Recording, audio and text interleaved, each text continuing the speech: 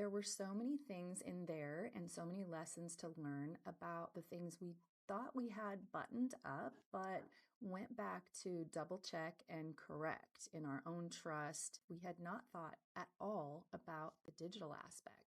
In fact, that wasn't even part of what they required from us in our trust, which is really common out there. We don't even want to look at the idea, and then all of a sudden it happens. It's too late, honestly. It's going to cost you more time, money, emotional stress. So the highlight here is this is an educational opportunity. Do not ignore it. Welcome to the Digital Legacy Podcast, where we talk about death and dying in the digital age. If you ever asked, how do I protect myself and those I love if something unexpected happened to me? You're in the right place. I'm your host, Niki Weiss, and together we'll explore how to protect yourself in a world where both your physical and digital legacy leave a lasting impact.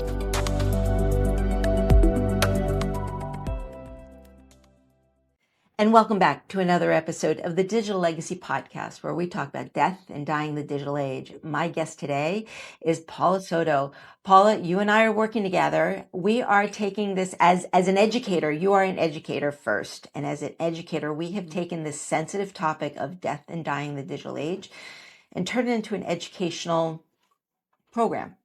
And I wanted to welcome you to the show and tell us how you got here today.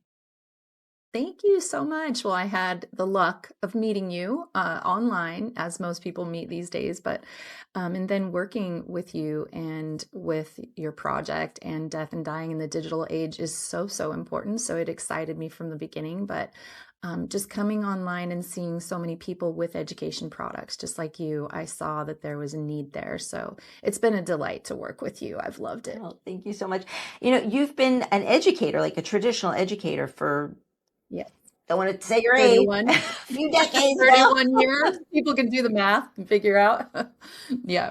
So what made you go from this traditional educational background and then pivoting into helping creators, entrepreneurs like myself, take very complex concepts that are stuck in our brain, and then to be able to formulate and format it, synthesize it into a structured educational program so people can ingest, digest, and synthesize important information? You know, the whole entire time I was a teacher in the classroom, I honed my skill doing that, and I saw how hard it was, even for fellow teachers, even after 4-year degree and a year of being a student teacher, because you still go for a year under a master teacher, which they used to call it.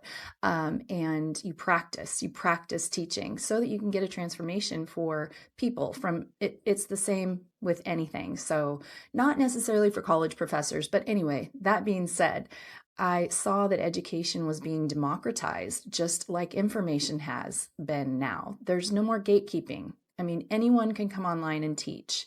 The problem with that is that we have great information. We've achieved something ourselves, or we know something ourselves, and it isn't as simple as just telling someone else how to do it. And so when I saw that bottleneck for people, it's just like a light bulb went off, and I felt a desire to come online and leave my career early, honestly, 5 years early, before I reached full retirement with teaching, and really help adults. So I was helping children, and now I help adults, but the brain learns the same way. It goes through 4 cognitive levels, no matter how old you are, for us to attain something and, keep it and get a transformation. And I thought, wow, there's a lot of people who need that now, that education has literally been democratized and anyone can teach.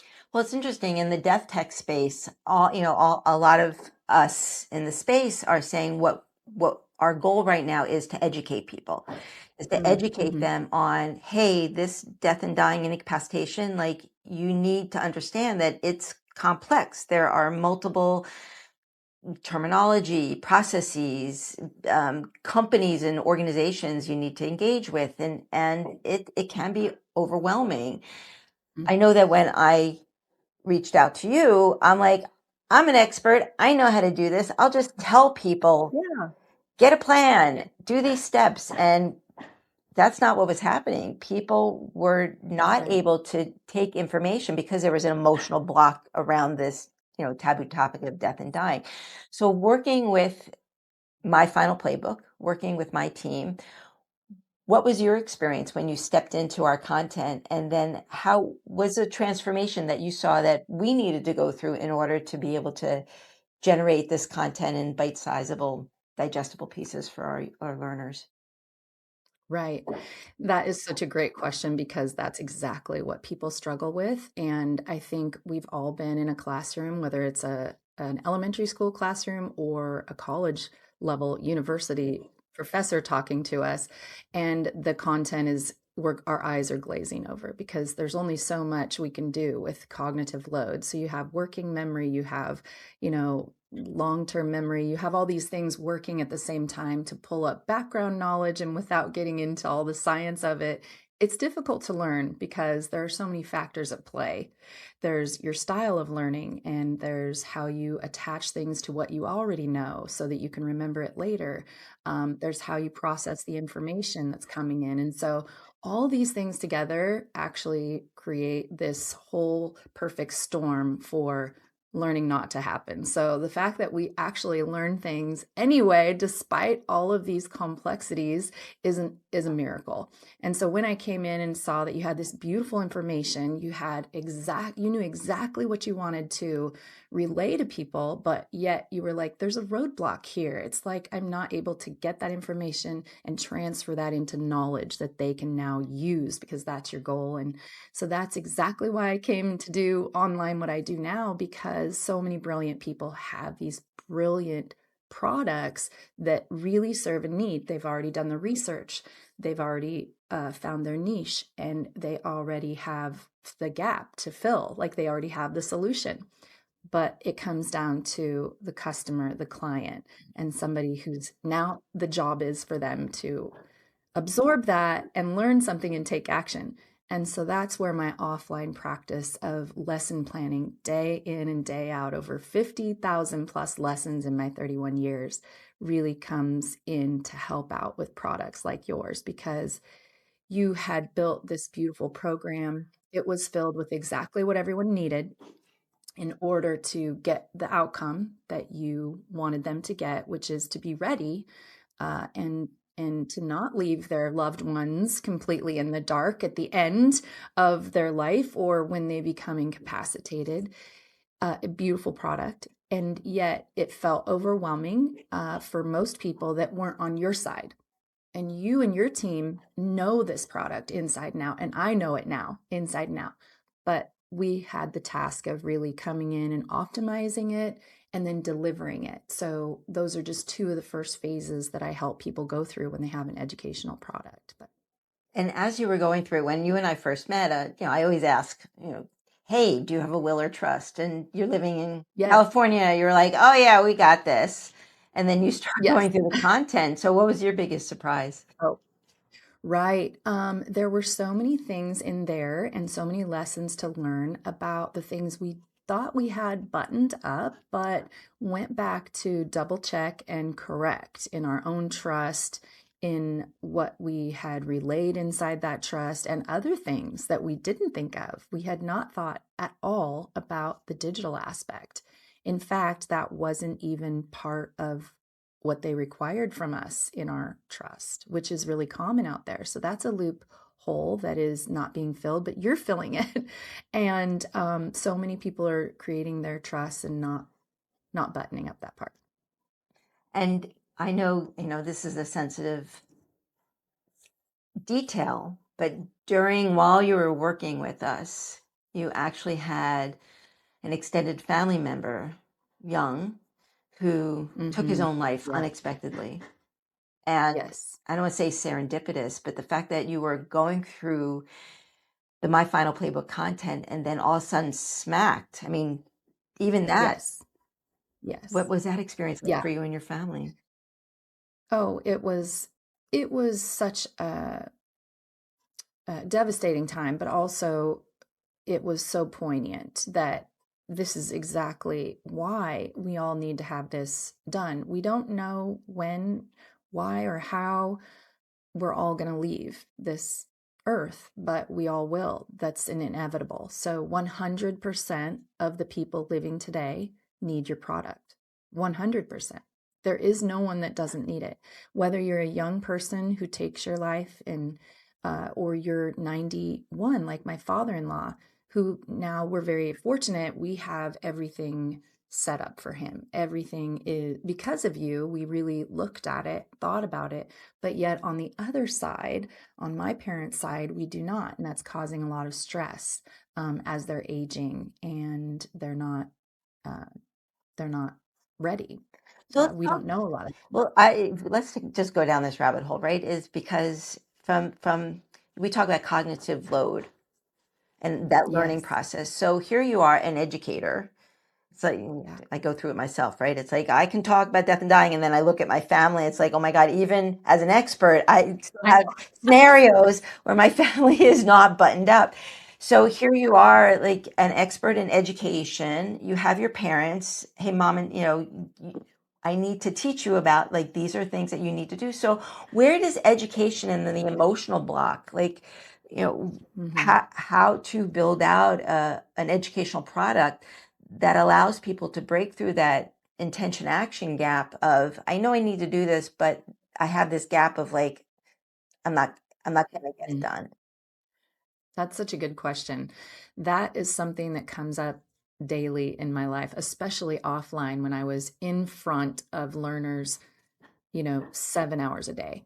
And what happened was over time, myself and a lot of other teachers realized that those really bite sized, super powerful moves that people can make, whether they're children, adults, online, offline, it's all the same, those mini wins. And so I ended up calling them mini lessons. A lot of educators in the public education space or private, they will call them mini lessons, but you've heard them called micro learnings, micro lessons.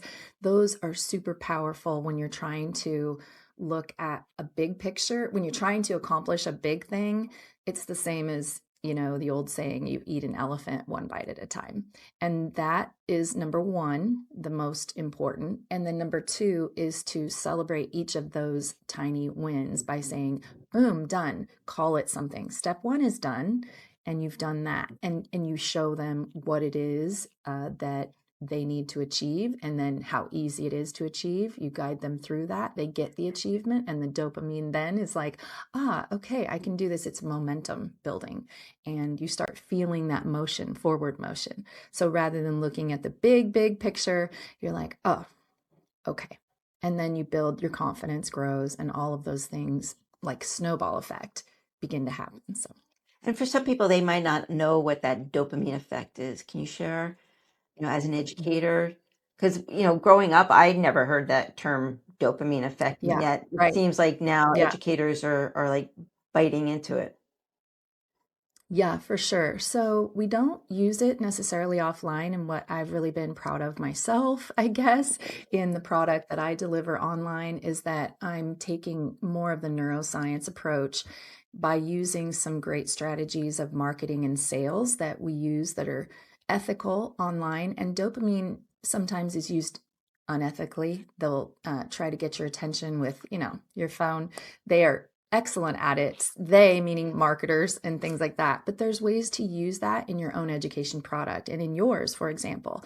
So when we redesigned a little bit of just the way it was delivered, we added things like the hook in the beginning of each mini lesson so that you get your learner leaning in and thinking about it. And then you add a little relevant story that makes them either the hero or maybe a previous client or yourself the hero, and then they can visualize it. So things like that help really trigger the neuroscience end of things and get people to listen and lean in. Because, I mean, when we talk about death, dying, incapacitation, it's a Yeah, scary topic. yeah, It's a and it is. and so to say, "Hey, this is something you need to plan for. This is something you need to educate yourself for." I could see Yeah, how people are like, "Yeah, but I don't want to do it." right, right. But then what? You know, one. Right. One of the things you do really well in your product and that made me lean in is you told stories of iconic people that most of us know and can relate to.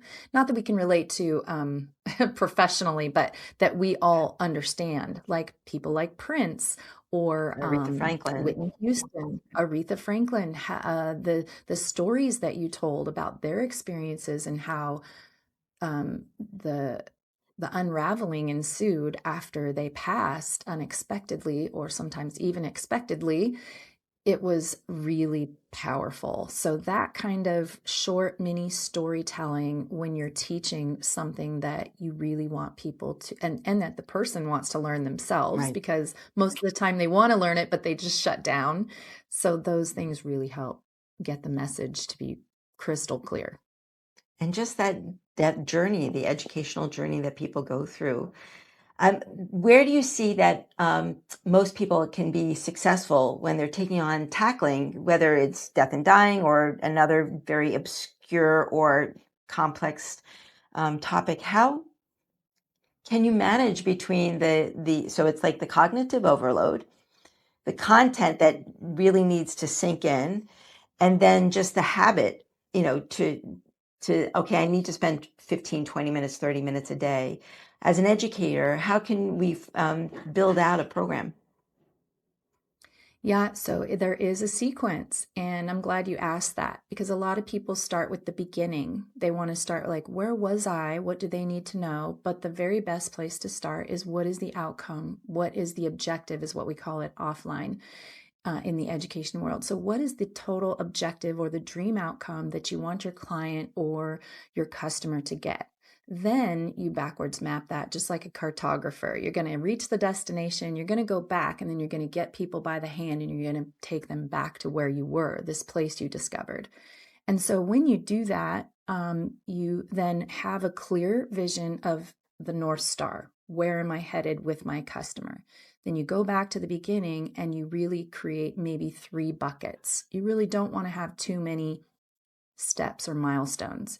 These would be like markers that you would say, well, we reached this mountain peak and now we're going to go to that one right there. And then finally at that one, you see that one in the distance, that's our destination. So you create these buckets and then you fill each bucket with all the tasks and things you need to do to get to that one. So they can be called steps or phases, whatever you want to call them. And then you just order those tasks within that one milestone. So if I need to get to this mountain first, what do I need? I need the gear, I need my map, I need the right shoes, I need food, I need water, sunscreen, whatever you need, you put it all in that little bucket and you order it in the right order to deliver people to that mountaintop first. So at each spot, you want to optimize. So that's all about optimizing. That's the first phase that I help educational creators go through, is optimize that content. You want it sequenced. You want to get rid of everything out of your backpack that you don't need because it's heavy to climb up to that mountain. Right? I mean, I And think that was my biggest challenge right there is mhm, there's yes, so many steps that people need to take yes, to make yes, sure, but at the same time, it's like, mhm, can you just set up your legacy contacts on your phone, yes, or can you just identify yep, who your a trust or a will, like just those tiny little things to, like you said, to get that dopamine hit to say, okay, I can do this versus feeling that absolutely. extreme overwhelm. Oh, absolutely. And reducing the cognitive load is it's actually a huge part of that first phase, optimize, because you want to optimize and streamline and defluff and get rid of any weight that you can in order to still get your person to the end. It's kind of like copywriting when they say, still take more out. Take more out, take more out. It's still not clear and simple enough. It's like this saying, I love this. And I don't remember exactly now who said it, but it was like, I would have written you a shorter letter if I had had more time. So it's the same thing. I would have created a shorter, more simple course if I had had more time. So there is a little bit of time involved, but we can use AI to help us definitely in this first phase, in the optimize phase. And then you move to the deliver phase. And this is, as we keep going, this is where it gets harder for people because this is where the experience needs to be come in, As the where I come creator, in. as somebody, as the Yes. creator that's putting this content As together. Yes, as the creator, thank you. As the creator, this is where it gets harder. So we can all understand, and most of us are really good about, okay, I need to trim this down. I need to make it lean, needs to be quick for people. You could even use AI. What can I take out and still get the same outcome? But then we move into deliver phase two. That's where I brought the offline lesson plan that everyone from TK, preschool, up to professor level at universities uses, and it's called the lesson plan. If you're an educator, that's a common word we use, or couple words that we use constantly, daily. And it's just how do you design a piece of content and deliver it so that it gets the maximum results. But what I did was take the lesson plan and I also combined, like I was telling you, some of the best online strategies for marketing and sales and kind of baked them into a new type of lesson plan. And I call it the lesson method.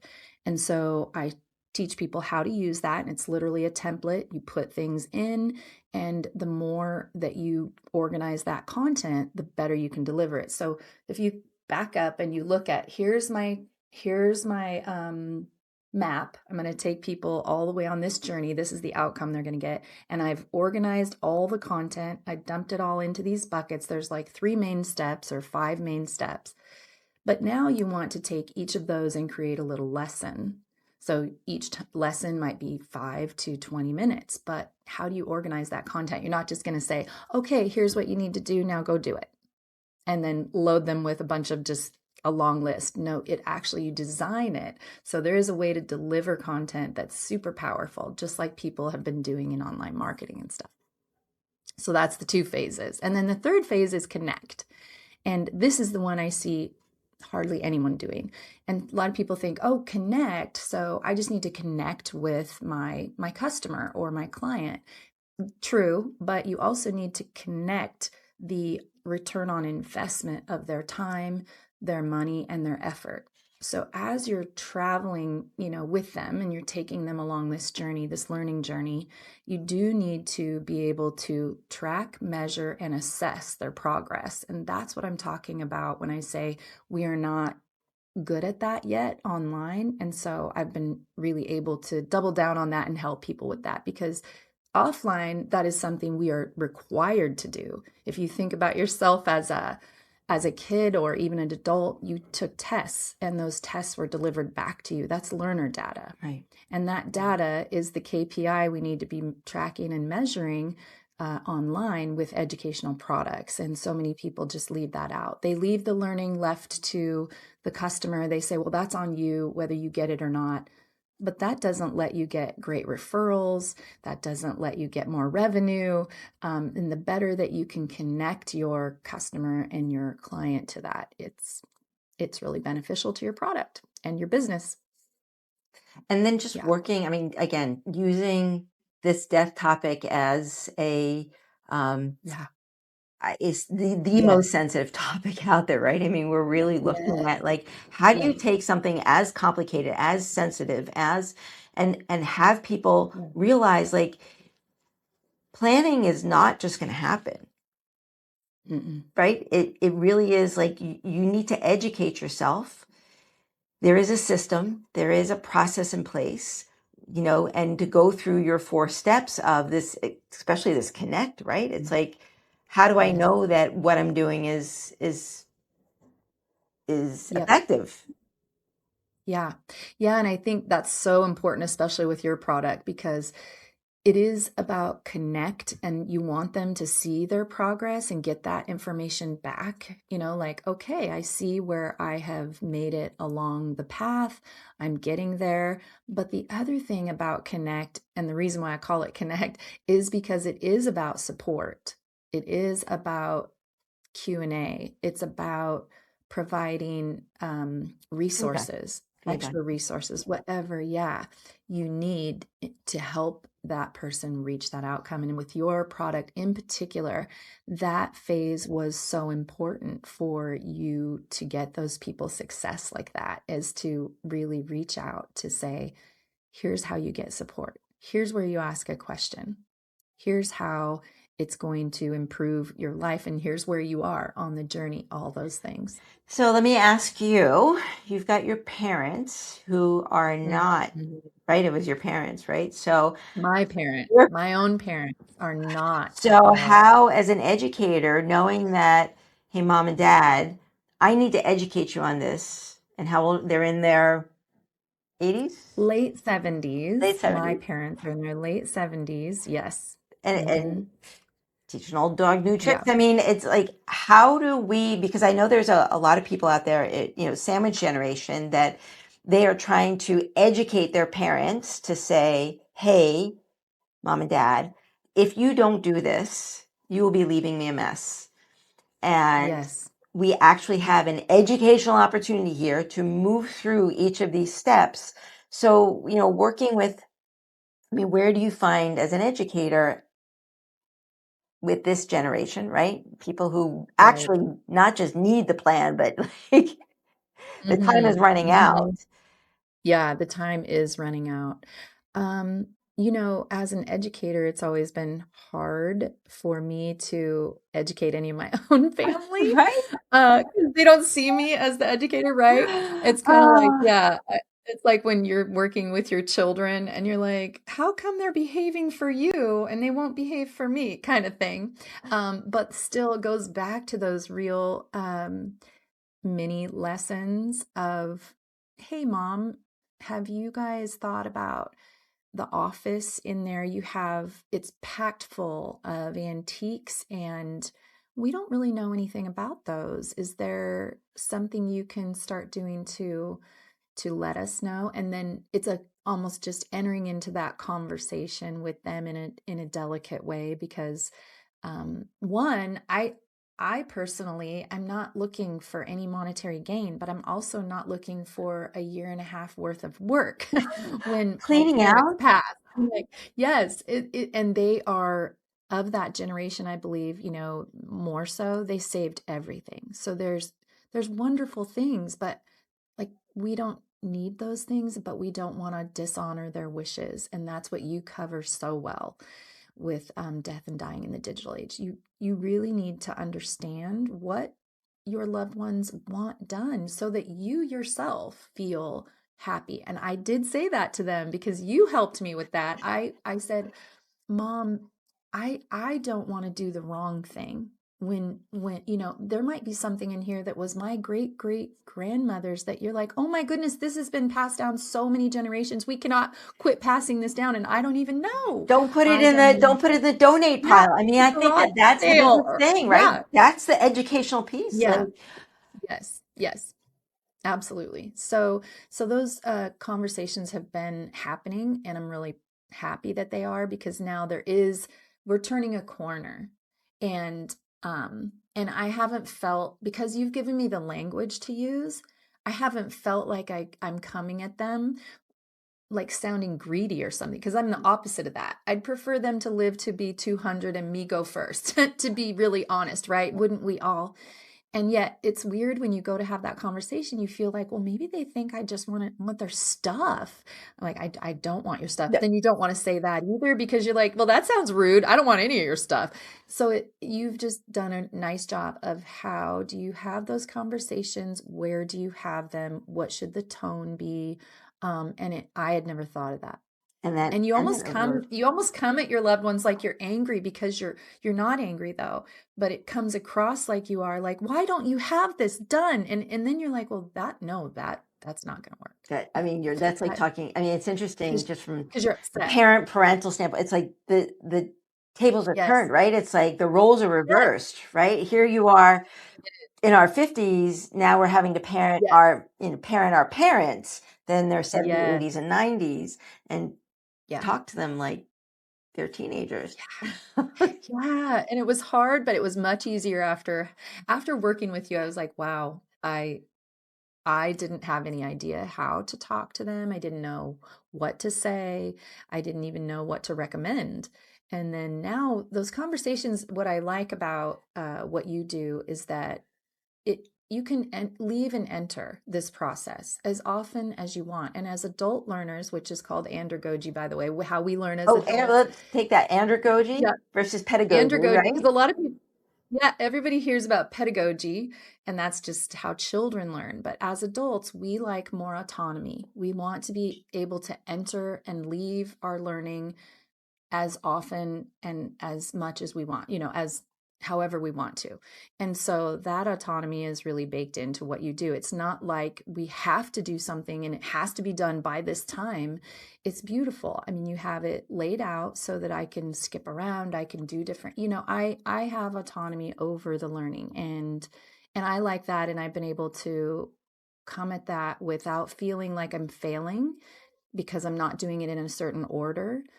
It doesn't really have to, it can be, I don't know what the word is, random, I don't know, but I just having those On demand. conversations and then realize, yeah, and then it doesn't, not a lot comes out of those conversations, but then later I realize there's a little bit of thinking that was going on the other end, and then I come back, and my mom has now said, this is the update, they went and had a trust created. That's a big So deal. yes, just That's a huge recently. deal.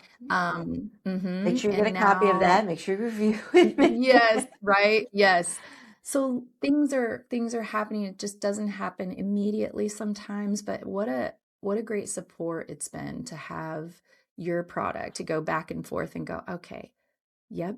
And I'm feeling like those little check marks. We've done that, and it's great. I mean, and that just shows how the system works, right? That educational system. And I really am very passionate to call this end of life planning is an education. We educate, Yeah, project manage, and empower people to build out their plan.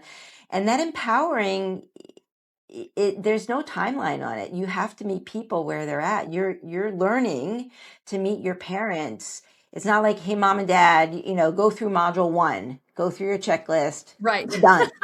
Okay, Yeah, module 2, go through your yeah, checklist. right. No, Oh, and because there yep, is in that learning experience, right? Because we're probably learning that shouldn't be scary, right? Death, dying, like yeah, we're learning, no, like, okay, there's a reason we've avoided doing this. So now we have to learn, like, why are we avoiding it? How to get past that avoidance. So there's that learning piece. And then it's like, okay, now I'm not so scared of it. So what do I need to do next? Okay. mhm, Like, even for your parents that are probably yes, at that stage in their life where they're starting to see people of their generation, right? yeah, they They are. probably have more stories, Yeah, even if there's, versus, and you've experienced both, right? Just within a very short period of yeah, time, you had a young yeah, person unalive themselves and what that family grief was like, and the administrative yeah. pieces the family had to go through. So that was grief is a learning experience. Oh, it is. Yeah, it is. And in that grief, I think a lot of questions came up in our family. A lot of questions came up because of the age of the person who passed. There was nothing set up. And so that caused stress. It did. And then, my own father, because I have my mom and my stepdad. My stepdad really didn't want to look at anything. My mom is the one who has kind of softened him to the idea. And now they're really, because of our conversations, they're taking those measures. My dad, my biological dad, he has a huge piece of land. He has nothing written down, nothing done, Yikes. and yeah, he's kind of a hoarder. He's kind of has a lot of things, and it's like, and I'm an only child, so my husband and I have talked about this, and it's, yeah, it's a little bit of stress now for me on that end. So But he's all still of what you here. do, He's still here. He's he's still of still sound here. mind. He's still here, Like I said, but it's like you have to, like, it does. switch into that. All right, You you're not relieve sorry.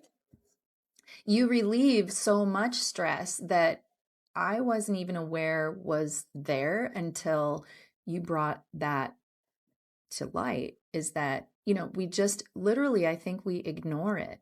We don't even want to look at the idea, and then all of a sudden it happens, and now it's too late. Honestly, it's sad to say, but it's just too late. after it happens. So you have to do it now. Now is the time. Right. And oh, And by the way, yeah, it's going to cost you more time, money, emotional so much, stress. It's too so much. much. It's too much. Yeah, So yeah. the highlight here is this is an educational opportunity. Yes, Do not yes. ignore it. It No, no, do not ignore it. And the benefits so far outweigh what you feel the job is ahead of you. Like, oh, this seems hard. It's not hard. It's actually just like I said, you can do bits and pieces, and you can take a year to go through My Final Playbook. You could take 10 years if you wanted. I mean, honestly, Oh, there's it's not a every day. timeline, Right. but it just feels so good. It feels so good to have these things done. It's like the weight that you didn't know was there is lifted. And then you're like, wow, I had no idea I was walking around with that Right. weight. And now that it's lifted, it's like, ah, I have a okay. system. And your brain is probably feeling better because It does. I would think like from the brain wants to learn. Hmm. It just wants to learn in a systematic way, which is what teaches Yeah. does, right? It provides those Yeah. for. Remove all the barriers and just, we want to just soak it in, like drinking water, breathing air, learning. We want learning to feel like that. And that's what you can do if you set it up correctly. This was an amazing conversation. Thank you so much. So, what are like Yeah. 2 to 3 takeaways that our listeners, our learners, can use right now to just, as far as from a learning Right. standpoint? Yeah. Well, one is that um, education is democratized. Like, we don't have any gatekeepers. We can literally learn anything online now. And so, what we want to be alerted about is that not all educational products are built the same. And what you want is to make sure that yours delivers exactly what it says. So, you want to teach to transform. You don't want to teach to overwhelm. And so that's what I do. So, a takeaway I would say is that there are ways to uh, optimize and deliver and connect your product to your customer so that you can then scale it, which I forgot to mention is the fourth uh, phase. And doing that, just like with products like yours, makes the learning so much easier, natural, attainable, less stressful, less cognitive load. It's how it's meant to be. So, yeah, I would say those are my Well, takeaways. thank you so much. I really appreciate and value everything that you've brought to the Endeavo team, to the My Final Playbook educational product, and sharing your personal stories. Like who knew that when we met so many months ago that your family would be I going through know. this and going through your Oh, own transformation. So where can yeah. people So find you? I am on LinkedIn. You'll find me there, Paula Soito, Soito. And I'm also on Instagram and Facebook, but not so much. So I'm also on School, and I have a membership there, but mainly you can find me on LinkedIn. That's awesome. And with that, we'll end here. Thank you so much for joining me today.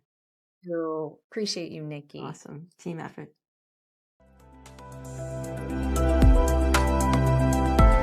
Thank you for listening to the Digital Legacy Podcast, where we talk about death and dying in the digital age. I hope this conversation inspired you to take control and plan for the inevitable to protect yourself and those you leave behind. Don't forget to subscribe to our newsletter at digitallegacypodcast.com. Remember, life is full of surprises. What happens after you die shouldn't be. So keep your passwords safe and your playbook up to date.